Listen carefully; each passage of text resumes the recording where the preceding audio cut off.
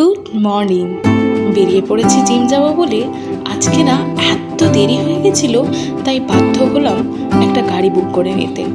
গাড়ি বুক করে 5 মিনিটের মধ্যেই জিম পৌঁছে গিয়েছিলাম।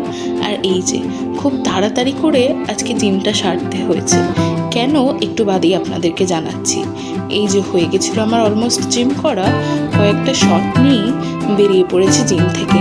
বাইরে আজকে এত রোদ, কি আর বলবো, আজই আমাকে এতক্ষণ বাইরে থাকতে হচ্ছে। প্রত্যেক দিন আমি বাড়ি ফিরে ওই যে বাঁ দিকটা দিয়ে আপনাদেরকে দেখাই, আজ যাচ্ছি উল্টো দিক দিয়ে। কারণ আজ আর বাড়ি নয়, আজ একটু ডাক্তারের কাছে যাচ্ছি। কয়েকটা টেস্ট করিয়েছিলাম, সেইটারই একটা রেগুলার চেক আপের জন্য যাচ্ছিলাম। আমার অ্যাপয়েন্টমেন্ট ছিল 10:30টার সময়, প্রায় 10টা 28 বেজেই গেছে। তাই একেবারে ছুটতে ছুটতে যাচ্ছিলাম। এই দেখুন কত অলরেডি ভিড় হয়েই গেছে। কি জানি কত নম্বরে লাইন পাবো। যাই তাড়াতাড়ি করে ঢুকে যাই আর দেখি কি বলছে।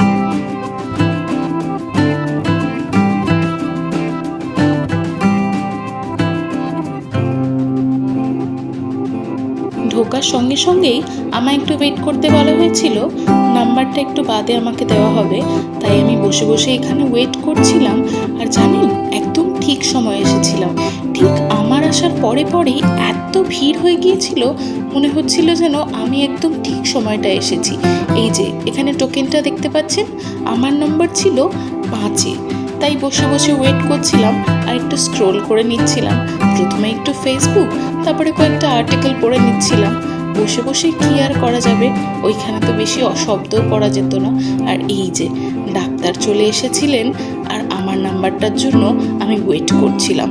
চলে এসেছে আমার নাম্বার, ডাক্তারটা দেখিয়েই খুব তাড়াতাড়ি করে বাড়ি চলে যাব। তবে দেখি বোধহয় ওষুধও কিনে নিয়ে যেতে হবে। এই যে হয়ে গেছে ডাক্তার দেখানো, বাড়িতে জানিয়ে দিচ্ছিলাম যে হয়ে গিয়েছে ডাক্তার দেখানো। আর ভাবছিলাম যে ওষুধটা নিয়েই একবারে বাড়ি ফিরবো। ও বাবা, ওষুধের দোকানে যেতেই দেখি এত লম্বা লাইন। এত লাইন কিন্তু থাকে না সচরাচর, আজকে যেন একটু বেশি ভিড় ছিল।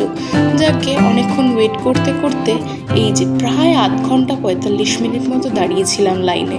তারপর ফাইনালি আমার লাইনটা আসে।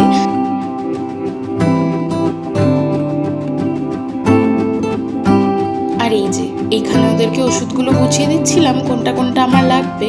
তারপরেও কিন্তু অনেকক্ষণ ওয়েট করতে হয়েছিল। ওষুধগুলো হাতে পাওয়ার পরে একটু মিলিয়ে নিচ্ছিলাম, দেখে নিচ্ছিলাম সব ঠিকঠাক আছে কিনা। তা সব ঠিকঠাকই ছিল। সঙ্গে সঙ্গে বেরিয়ে পড়েছিলাম বাড়ি যাব বলে।